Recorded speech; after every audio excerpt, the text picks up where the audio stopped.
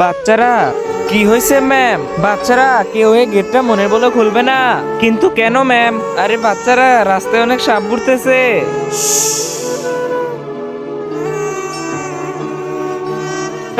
সাপ, আর ওই সাপ সবাইকে কাটতেছে। কি বলেন? হ্যাঁ, আরে মিম সাপের উপর পাথর মেরে আমাদের সবাইকে ফাঁসিয়ে দিছে।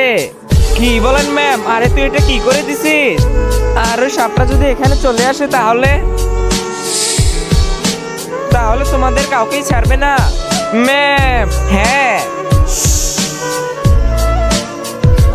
সাপ, মনে হয় সাপ মিমকে খুঁজে বের করে ফেলেছে। বাচ্চারা তোমরা যে যেখানে পারো তাড়াতাড়ি পলাও। হ্যাঁ ম্যাম, ঠিক বলছেন, মনে হয় সাপ চলে গেছে। হ্যাঁ ম্যাম, ঠিক বলছেন। ভিডিওটি দেখার আগে তুমি যদি মহান আল্লাহকে সত্যিই ভালোবেসে থাকো তাহলে এখনই ভিডিওতে লাইক করে চ্যানেলটি সাবস্ক্রাইব করো।